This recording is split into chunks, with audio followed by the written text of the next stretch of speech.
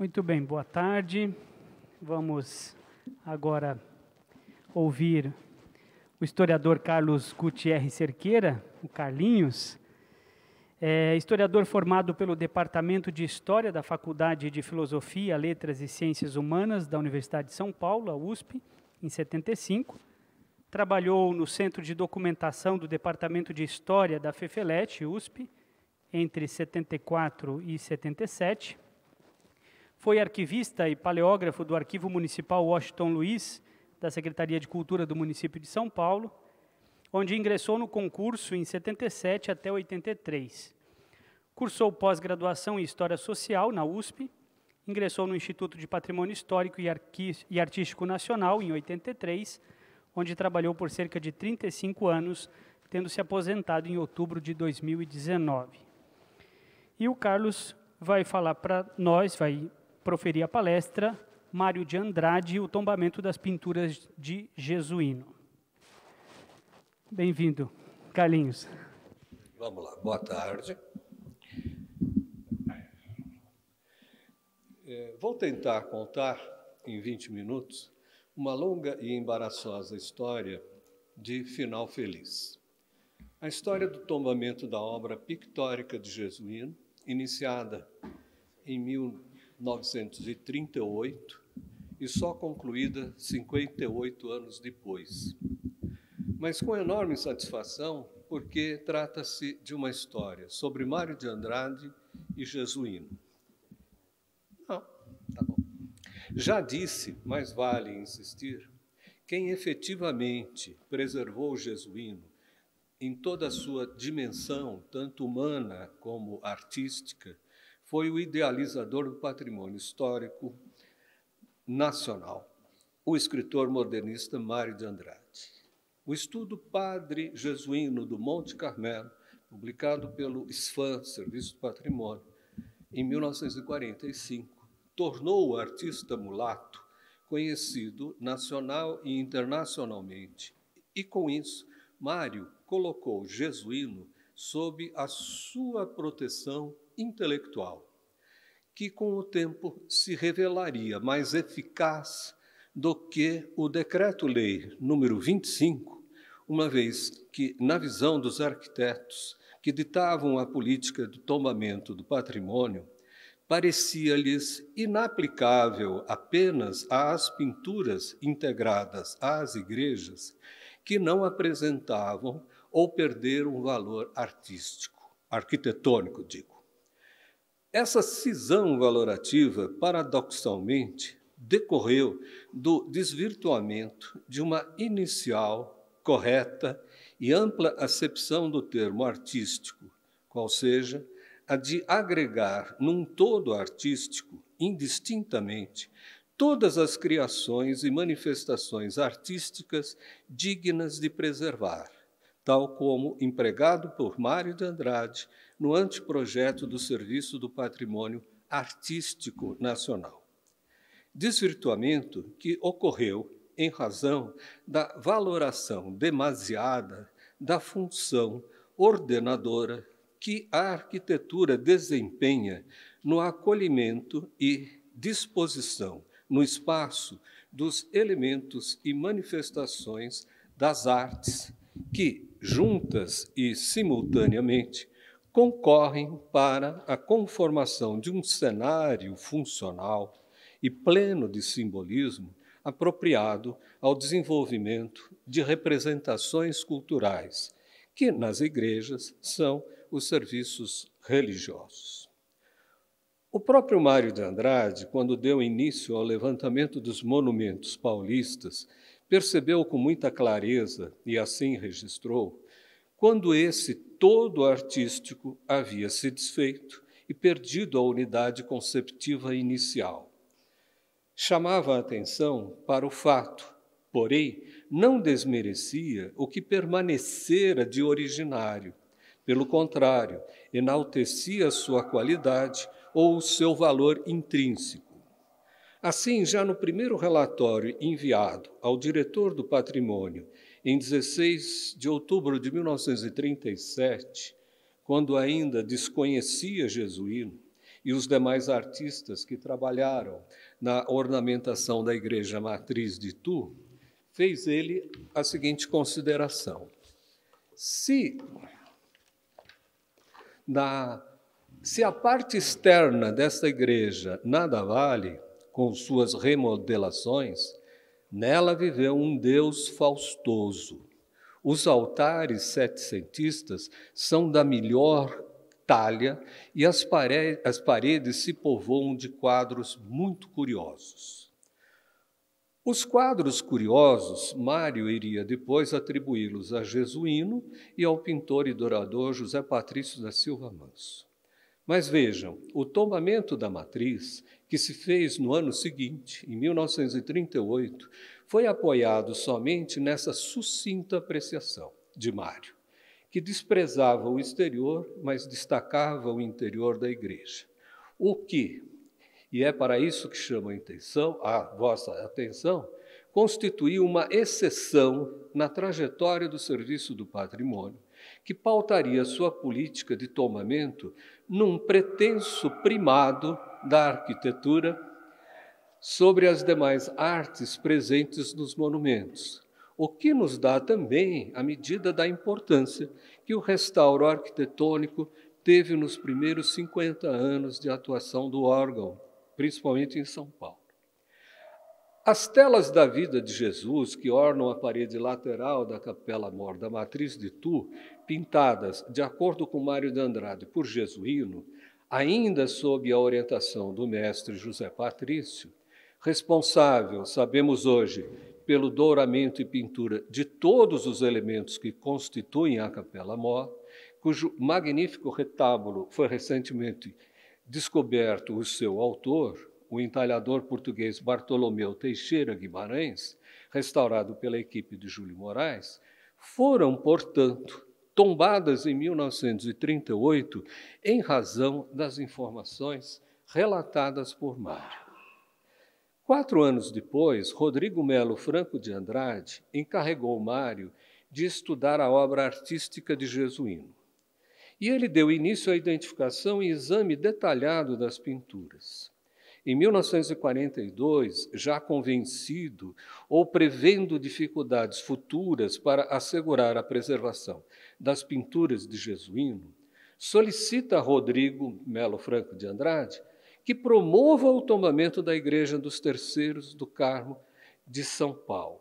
Isso em 1942, numa carta que ele enviou. O que não aconteceu, embora Rodrigo tenha pedido a Luiz Saia manifestação a respeito.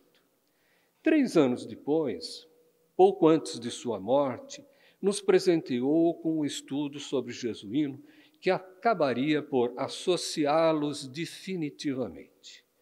Nele se fundiram, indelevelmente, ator e artista, por laços de admiração e afeição, numa profundidade jamais vista. Mário penetra na obra pictórica de Jesuíno, a quem declara ter se apaixonado, conecta-se a ele e com ele se identifica, o que tornou possível conhecer o artista na intimidade, em suas necessidades e em seus estados emocionais. E dessa forma, Mário acreditava sentir e perceber o que motivava e expressava em sua arte, a qual espelharia não somente sua condição étnica e cultural na sociedade colonial, como também a situação de seu grupo social e dos demais grupos dominados diante do dilema da escravidão e da estratificação que os separava e os discriminava, inclusive na esfera religiosa que Jesuíno vivenciou intensamente. Tudo isso o estudo procurou desvelar e constitui, repito, a mais bela interpretação quer do homem jesuíno, mulato, filho de mulher parda e pai ignoto, quer de sua produção artística, especialmente de sua obra pictórica, que analisou em 4 capítulos as pinturas da Matriz, da Carmo de Tours, da Carmo de São Paulo e as telas do Patrocínio. A despeito da grandeza do estudo e do respeito que seus companheiros lhe devotavam, Mário, quando faleceu em 1945, de todo esse conjunto de pinturas que identificou e analisou, as únicas que contavam com a proteção do Decreto-Lei número 25 eram, repito, as telas da matriz de Itu, tombadas em 1938.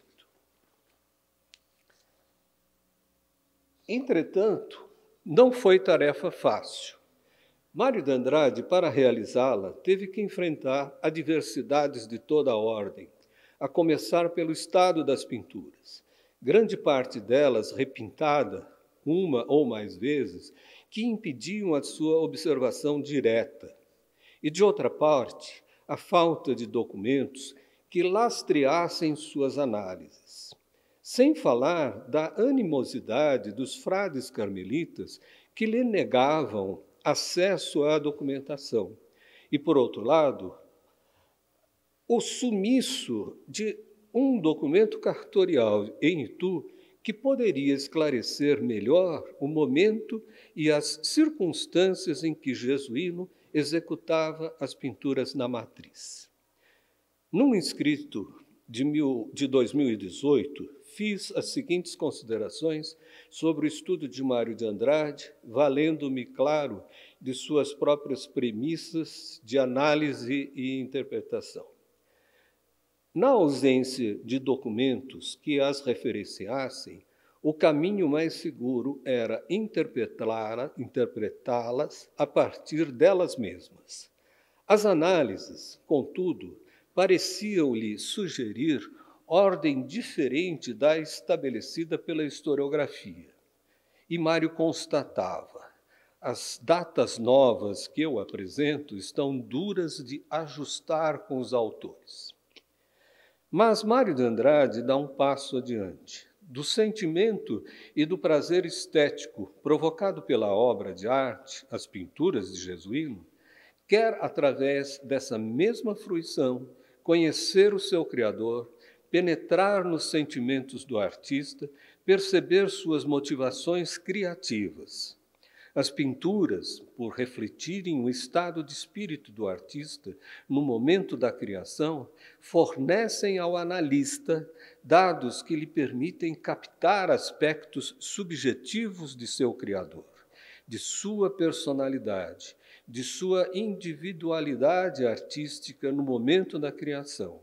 Fornecem ao analista dados que permitem captar aspectos, desculpe, estou me repetindo aqui, da individualidade artística, bem como traz elementos que, situados no contexto histórico a que pertencem, possibilitam também reconstituir sua visão de mundo e, a partir dela, Mário de Andrade, confiante em seu discernimento e em sua sensibilidade estética, analisa pinturas de século e meio atrás.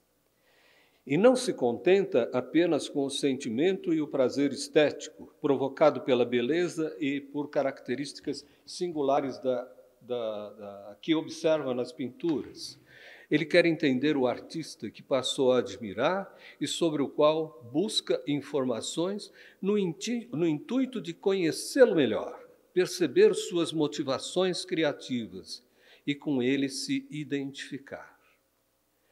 Disse ele numa conferência de 1924, essa identificação imediata entre observador e obra de arte provoca a identificação mediática entre o observador e o artista. Desse modo, Mário almeja algo mais do que apreender e fruir a beleza das pinturas de Jesuíno, ato de apreciação estética. Ele se identifica com Jesuíno e com ele se identificar, busca apreendê-lo em sua inteira significação, individual, artística, social e histórica, e formar juízo sobre os produtos de sua atividade artística, ato cognitivo, mas pleno de emoção. A despeito de todo esse esforço para situar o artista, tanto no plano individual e psicológico, como histórica e socialmente, e de procurar documentar o máximo possível suas análises, por meio da qual buscou retrucar também a quem o acusara de literatice, esclarecendo já na introdução do estudo que não inventei nada, dizendo tudo está devidamente referenciado nas notas. Portanto, a chave interpretativa de Mário reside nessa complexa metodologia que arquitetou, da qual fazia uso largamente para analisar a arte em todas as suas manifestações passadas e presentes. Foi desse modo que procedeu a uma deliciosa investida interpretativa, efetuando-a através de conceitos bem definidos e metodologia própria, explicitada ao longo de sua trajetória como crítico de arte, embora hoje se nos apresente bastante ousada e perigosa, pois lhe faltavam, no caso de Jesuíno, dados em que se apoiar. Faltavam-lhe, principalmente, documentos que lastreassem a cronologia da execução das pinturas, que se encaixassem melhor na vida do artista. Mesmo assim, arriscou. Propôs uma ordem de acontecimentos que informações descobertas somente nesses últimos 10 ou 15 anos, provenientes de documento que retornou ao Arquivo Histórico de Itu e de dado obtido em ação restaurativa, feita nesse mesmo período, vieram contraditar o que estabeleceu. Dados que, ao colocar em xeque a cronologia proposta por Mário, colocam em xeque algumas de suas análises, especialmente a do painel do forro da Capela Mor da Igreja do Carmo de Itu. Exatamente a pintura que mais chama a atenção, a que mais nos encanta, a que mais corresponde também aos cânones do movimento modernista, que exalta os elementos que emergem da cultura popular, da miscigenação das raças que deram origem ao povo brasileiro, do gosto pela simplicidade, das reuniões festivas, da espontaneidade e alegria que nos são próprias, e que, por meio deles, inventamos e nos reinventamos para nos contrapor à exploração, à pobreza extrema que atinge 1/4 dos brasileiros, condenados à fome e à humilhação sem fim, todavia vilipendiada pelo capitão e seus apoiadores. Mas retorno ao aspecto que desde sempre se apresentou muito delicado, tendo em vista o método que adotou, o da identificação imediata entre observador e obra de arte, que, segundo Mário, provoca a identificação mediática entre o observador e artista. Identificação que nasce do sentimento e do prazer estético provocado pela obra de arte, a qual teria possibilitado a Mário conhecer o artista e entender seus interesses e motivações, bem como seus sentimentos íntimos, suas alegrias, bem como suas frustrações, como a de lhe ter sido negado ingresso na ordem carmelita, devido à sua cor, decepção contraditada em sua pintura da Carmo, ituana, ao inserir entre os muitos anjos um de tez parda e cabelo pichain e um bispo negro. Figuras que se apresentavam a Mário como manifestação de sua revolta submissa. Mário se apercebe que a situação do artista na sociedade colonial, determinada pela origem étnica, influi na maneira como reage à discriminação e ao sofrimento do impedimento ao acesso e ao devotamento que queria prestar à Senhora do Monte Carmelo. Bem, esse método, embora sedutor e pessoalíssimo, embora hoje, agora, se revela problemático. O restauro das pinturas aqui da Carmo de São Paulo, incluindo os quadros de Santa Teresa restaurados por Márcia Riso, que estão sendo restaurados, né? Como também as prospecções feitas em 2010 no painel da Carmo de Itu, que desvelou partes originais, embora confirmem traços característicos de Jesuíno, expõem maior variedade e riqueza dos elementos utilizados pelo artista, o que se desvela, portanto, de uma qualidade maior do que aquela que a gente está acostumado a ver no famoso painel. Mas até aí, tudo bem, poderíamos dizer. Confirmam tanto as restaurações como as prospecções a mão e o pincel de Jesuíno. Todavia, atestam também que as repinturas acarretaram modificações significativas, empobrecendo o tecido pictórico primitivo, quer nos seus traços e nas cores e tonalidades originais, que se revelam de superior qualidade técnica, como também alteraram significativamente a configuração primitiva. Enfim, o painel que Mário viu e analisou não é o que o Jesuíno pintou. Ora, se assim de fato ocorre, a análise de Mário restará prejudicada quando o genuíno painel de Jesuíno ressurgir por inteiro. Mas caberia perguntar, teria Mário de Andrade, à época, outra maneira de analisar a pintura que tinha diante de si? Mesmo assim, é surpreendente como Mário de Andrade conseguiu ultrapassar tais dificuldades, analisar pinturas que não se encontravam mais em seu estado original, cobertas por repinturas, muito embora soubesse percebê-las com segurança. Até quando o sucesso de sua empreitada seguirá inalterado, já é possível, todavia, pressentir.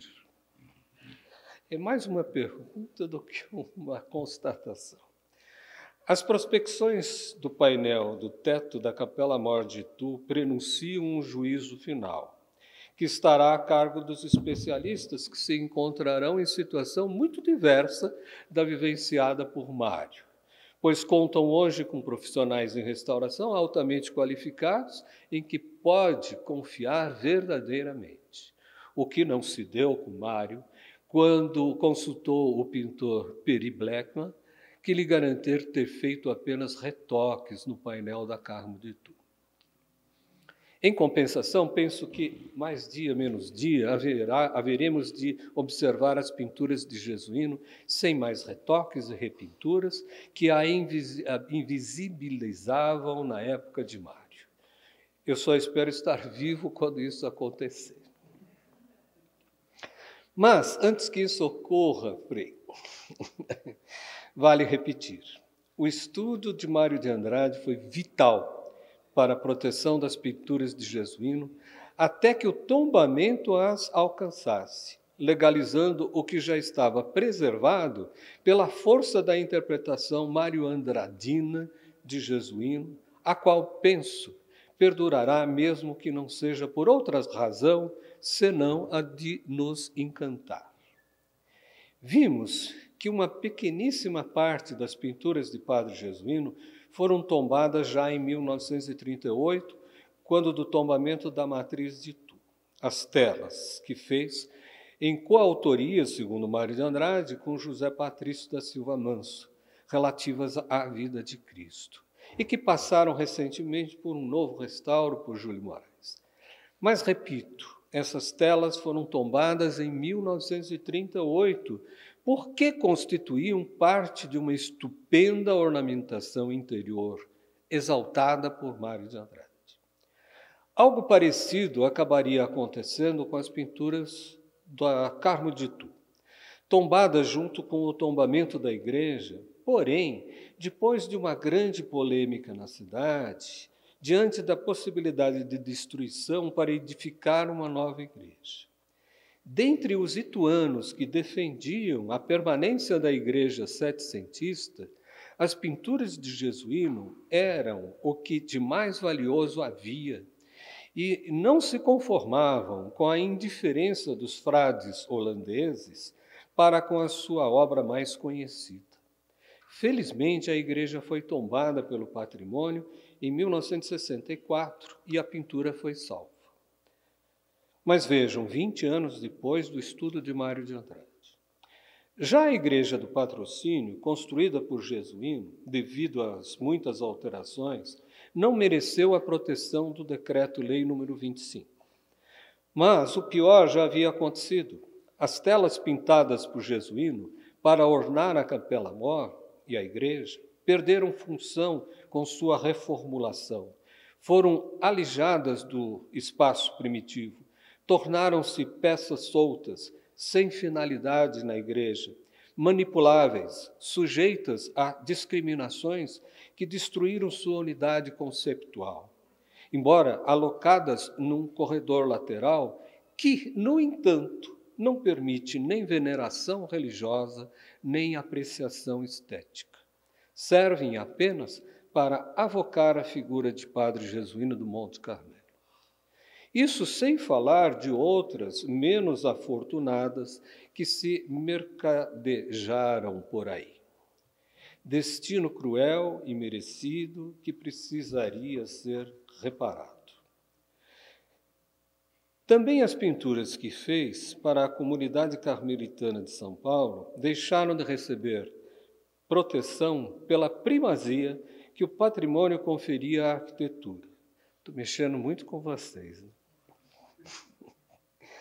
Mesmo com o seu recheio artístico, reunindo obras de valor histórico e artístico reconhecido. Assim, deveu-se esperar por um outro momento, quando o viés arquitetônico deixa gradativamente de predominar no patrimônio e os denominados bens móveis e integrados vão, paulatinamente, tendo o seu valor, aquele que lhe é próprio, intrínseco, reconhecido. É o momento em que se iniciam os trabalhos de inventário com o apoio da Fundação Vitae, com o que ganham certa autonomia em relação à arquitetura, embora persistissem ainda dificuldades para obter a proteção legal do tombamento, independentemente da arquitetura que a abriga. Nessa ocasião, Mário de Andrade é lembrado e seu anteprojeto para a criação do Serviço Patrimônio Artístico Nacional, de 1936, é evocado, pois encontra-se nele a conceituação correta, ampla e equilibrada das atividades criativas do homem, onde tudo, arquitetura, pintura, escultura, música, dança, tudo é arte. Sem distinções nem hierarquizações, autônomas e interdependentes, associadas, sim, num todo artístico de variada significação. Sua proteção passa a ser postulada independentemente do viés arquitetônico, e a restauração dos elementos artísticos que compõem a ornamentação das igrejas começa a receber aprovação e é incentivada, fomentando a formação de profissionais dessa área. Pinturas, imagens e aparelhos retabulares ganham maior notoriedade com a restauração, até aparecerem os historicistas que vieram para combater o restauro. Mas essa é uma outra questão que hoje deixaremos de lado. O tombamento da Igreja dos Terceiros Carmelitanos de São Paulo reflete bem o que acabo de afirmar. Esforcei-me demasiadamente para subsidiar o processo relativamente à igreja, com documentação que demonstrasse que, a despeito das perdas que sofreu e acréscimos que se fizeram depois, o corpo original da igreja, edificado em taipa de pilão, permanece até os dias de hoje e abriga as pinturas de Jesuíno, de José Patrício da Silva Manso e de Manuel José Pereira, a mais antiga das três. É da mesma época o frontispício feito por Joaquim Pinto de Oliveira, Tebas, obra que o ajudou a superar a condição escrava. Nesse sentido, Tebas auxiliou enormemente Jesuíno e a mim a angariar a aprovação de colegas arquitetos, convencendo-os pela legitimidade do tombamento da igreja.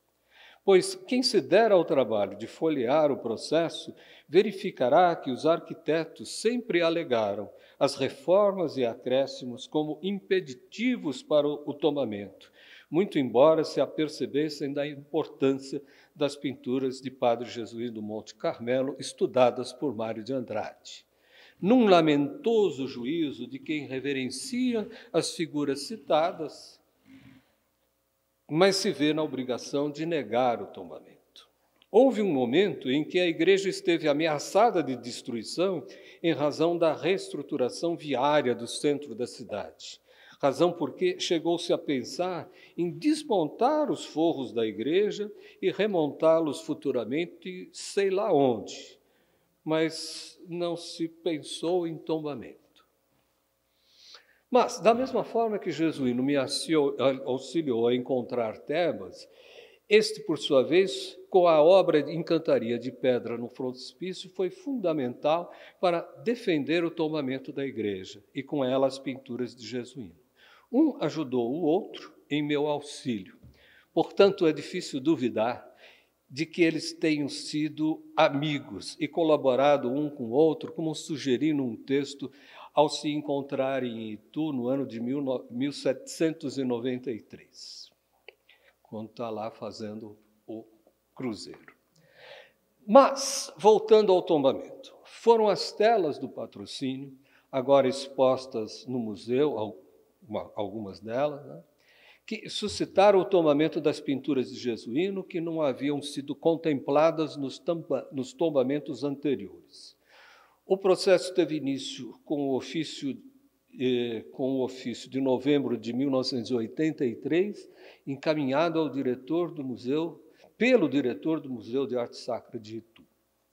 Quando esse ofício chegou às minhas mãos, no decorrer de 1984, pouco depois de ter ingressado no patrimônio, repassado por um colega meu, historiador, para subsidiá-lo, e a quem eu recebi orientação da experiência dele a respeito disso, e já com a sugestão de incluir as pinturas de Jesuíno que o Jesuíno fez na capital, dei início à leitura da publicação número 14 do Serviço do Patrimônio, procedendo em seguida pesquisas documentais para a sua melhor instrução, que concluía em maio de 1988. Mas o que mais importante descobrir foi o relatório de Mário de Andrade, escrito em 1942, sobre a visita que fez, acompanhado por Luiz Saia, a Carmo de São Paulo, onde, analisando o que restara das pinturas de Jesuíno no teto da nave, aventa a possibilidade de existir, na área central desse mesmo teto, sob a pintura então atribuída a Pedro Alexandrino, pintura essa que será depois recoberta por outra de muito inferior qualidade, a pintura de Jesuíno, ou, como chamou, uma cartucha de Jesuíno. Pois bem, a prospecção feita por Edson Mota, chefe do Laboratório de Restauração do Patrimônio, em 1959, onde declarou existir indícios de sua existência. Então, eu tinha um segundo documento agora, que além do relatório do Mário, eu tinha um outro, uma prospecção, cujo laudo técnico, sabe-se lá, ninguém descobriu no Rio de Janeiro. Com base nessa informação técnica e no citado relatório, propus que o tombamento contemplasse inclusive essa pintura invisível, bem como as demais pinturas coetâneas a Jesuíno, a talha imaginária alfaia, os documentos da ordem de que me valei para o histórico da igreja, que foram importantíssimos, salientando a importância de se preservar seu arcabouço em taipa de pilão e ainda o frontispício construído por Tebas. O professor Augusto Carlos da Silva Teles, relator do processo, diz em seu parecer: evidentemente, o livro de Mário de Andrade, padre jesuíno do Monte Carmelo, publicação número 14 do IFAM de 1945, serviu de base para todos esses relatórios, juntamente com ampla documentação consultada pelo historiador nos arquivos da Irmandade, tais pesquisas visavam principalmente estudar essa igreja, suas diferentes fases de evolução, antes e depois da demolição do conjunto conventual ao qual se agregava, formando um só conjunto arquitetônico que se perdeu. Ainda as palavras do Silva Teles. Assim, verifica-se que externamente encontra-se a igreja profundamente prejudicada pela sequência de obras que a atingiram.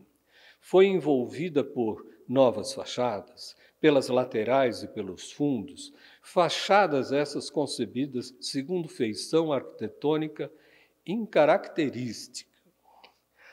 Analisando essas alterações, prossigo a leitura. O saudoso colega Paulo Tedim Barreto, em parecer de 1959, refutou a possibilidade dessa capela ser registrada nos livros de tombo, sugerindo que fossem protegidas apenas as obras pictóricas de padre jesuíno.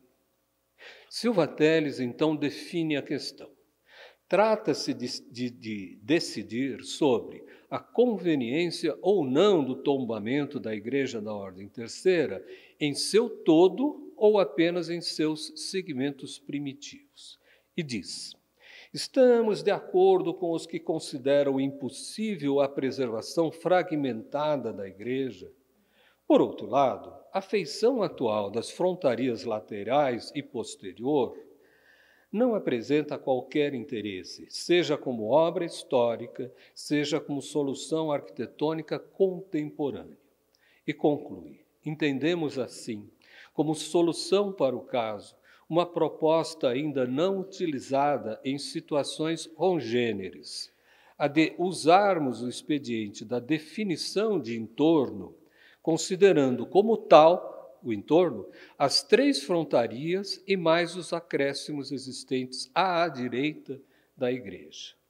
De modo que, aspas, as frontarias laterais e posterior, assim como os anexos existentes à esquerda da igreja, constituem o seu entorno.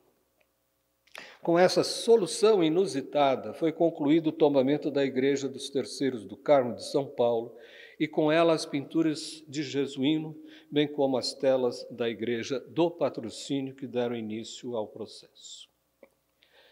Antes de concluir, gostaria de tecer umas poucas considerações sobre as ações de valorização que o tombamento possibilitou, a começar pelos estudos acadêmicos das obras colocadas sob a proteção do órgão federal de preservação.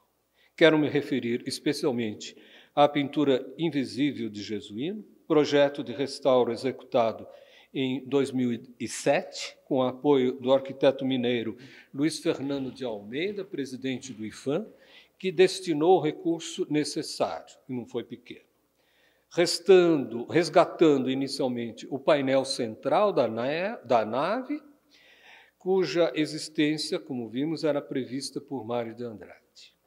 O restauro estimulou estudiosos e historiadores de arte, como o professor Percival Tirapelli e seu grupo Barroco Paulista, e os professores Luciano Migliaccio e Renata Martins, do Barroco Cifrado da USP, assim vem colhendo resultados muito profícuos, que aos poucos vão ampliando o conhecimento acerca de Jesuíno e de outros artistas coloniais paulistas.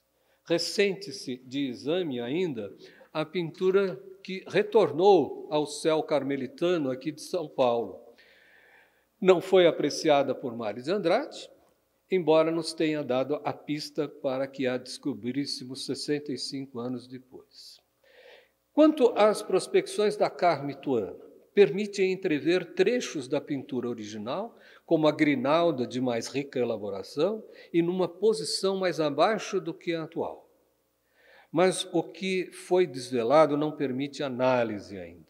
apenas a convicção de sua existência, imaginou, executada, sabemos hoje, quando Jesuíno era ainda jovem e recém-casado, como imaginou Mário de Andrade. Eu estou querendo dizer que não foi nesse momento, como imaginou Mário de Andrade, que ele tenha pintado esse painel. Mas, anos depois, e após o falecimento da sua mulher Maria Francisca, momento triste de sua vida, a contrastar com a alegria do painel, que Mário de Andrade chamou de festa de arraiá.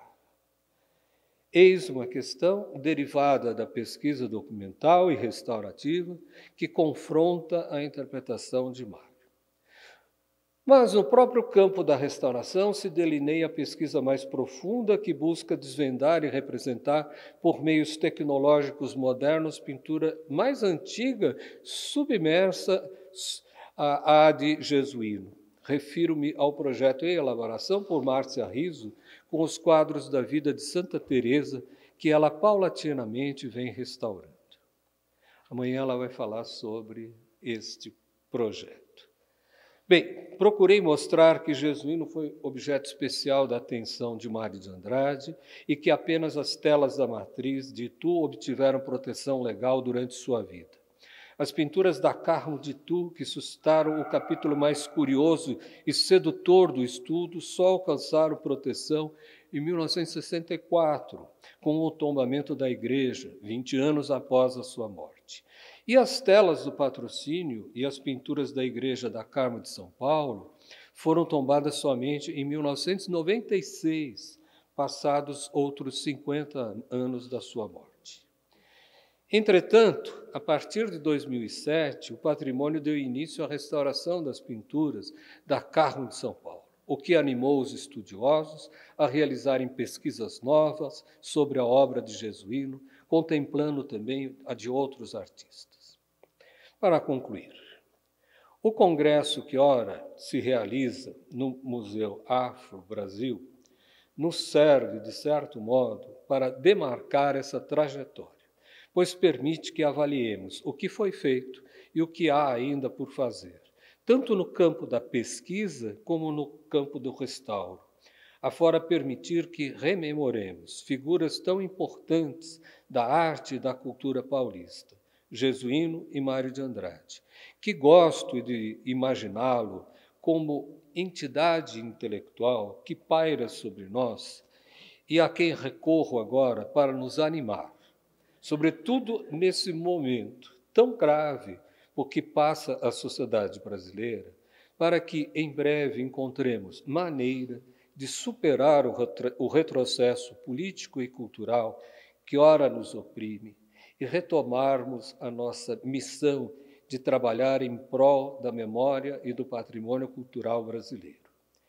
Nesse sentido, voltar à leitura de Padre Jesuíno do Monte Carmelo pode ser inspiradora. Obrigado.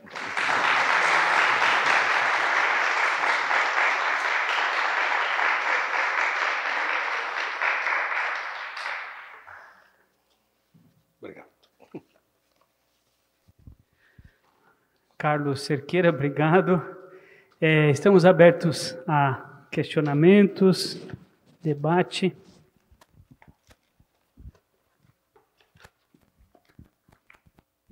Que bom. Antes de o Carlos terminar, eu já estava me inscrevendo aqui.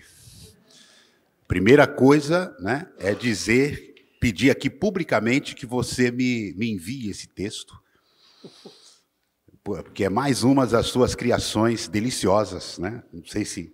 Eu acho que todos hão de concordar que é uma delícia ouvir o Carlos lendo o texto que ele produz para poder... Eu não sei se eu posso te enviar já, porque tem um compromisso aqui, de sigilo aqui, de exclusividade para uma publicação futura, provavelmente. Não sei, estão falando, a gente está... De qualquer maneira... essa sua contribuição, eu vou usá-la, talvez colha um depoimento seu, vou usar na minha dissertação de mestrado, que diz respeito justamente a essa intervenção negro-literária na paisagem, que o Mário promove ao fazer seu, não só no caso da Carmo e do Jesuíno, como todo o seu trabalho. E o que eu queria te perguntar, que você comentasse, é que tem um momento aí, acho que você usa a palavra literatice, né? Que o Mário sofria acusações de literatice na sua análise da obra do Mário, do Jesuíno. Então, creio que você chegou a estudar um pouquinho essa questão, o perfil literário do Mário, o Mário escritor, influindo na análise, no trabalho historiográfico dele, então, do Jesuíno. Não, sem dúvida. Ele mesmo, no início da introdução do estudo, ele, vamos dizer assim, refuta isso, dizendo que ele até nem abusou muito da invenção literária, da criação literária, que nessa obra ele, vamos dizer assim, teria se poupado disso, devido à natureza do trabalho, né? Ele trabalhava para o IPHAN, ele não estava fazendo um trabalho propriamente autoral, ele estava fazendo um trabalho para a instituição, né? Agora, existia o jeito dele, que isso é impossível. Todos nós, cada um de nós temos o nosso jeito, é característico de cada um de nós, né? Mesmo quando a gente não quer, a gente insere esse jeito, né? Sim, houve um determinado momento que o Luiz Saia fez um comentário. Talvez o Luiz Saia era pelo que eu imagino, eu pouco conheci, tive 2 contatos assim, rapidíssimos, né? Mas é a quem eu admiro muitíssimo, né? E tento, inclusive, trabalhar textos que, digamos assim, demonstrem a sua qualidade como restaurador, especialmente, né? Vou fazer referência a um conjuntinho de textos que eu tenho a respeito da capela jesuítica do Imbu, que foi muito trabalhoso, implicou em muita pesquisa, né? E a intenção era, desde sempre, era estudar para ver da possibilidade, inclusive, de defender a obra realizada, a obra feita pelo Luiz Saia. Então, felizmente, por uma pesquisa que não me pertence, inclusive pertence a Angélica Brito, que trabalha no Museu de Arte Sacra lá do Imbu, ela que fez no mestrado dela uma descoberta que qualquer um de nós poderia ter feito, mas que devemos a ela, né? Ela encontrou uma referência de 1759, exatamente no inventário dos bens deixados pelos jesuítas, de que existia, sim, uma torre. E a torre é referida no inventário graças a benditos 5 sinos que tinham que ser inventariados. E eles estavam no alto da torre, então tiveram que subir a torre. Né? Então, a torre existia, sim, em 1759. Né? Então, tudo isso para mostrar que eu sou amigo dos dois, do Mário de Andrade e do Luiz Saia, e que eles nos protejam e nos orientam aqui. Mas, graças a Deus, quem fez o trabalho do Jesuíno foi Mário de Andrade, porque mesmo ele, digamos assim, ele dizendo que não fez muita literatura nesse trabalho, o capítulo sobre o painel da Carmo, que hoje passa a ser, com a possibilidade de ser contestado, é fabuloso. Aquilo lá é uma coisa deliciosa de se ler. Quem não leu tem que ler, né? Não digo, olha, não leio a obra inteira, mas vão lá direto no capítulo sobre a Carmo de Itu e vocês vão se regalar de, sabe, o jeito do Mário é único, ele é estupendo, ele nos envolve, ele nos encanta. Tem um historiador, como é que é o nome dele? Daqui a pouco me vem o nome. Ele diz que o Mário, quando a gente está lendo ele parece que é um amigo nosso, que era um camarada que, sabe, que você está conversando com ele assim, ele tem um jeitão assim de escrever que nos encanta, que ele parece que é próximo da gente, a gente quer ser amigo dele, tanto que a gente passa a gostar dele, né? É isso que eu posso te dizer sobre a literatura, graças a Deus. É só. Mais alguém? Não. Obrigado, então. Carlos, mais uma vez, muito obrigado.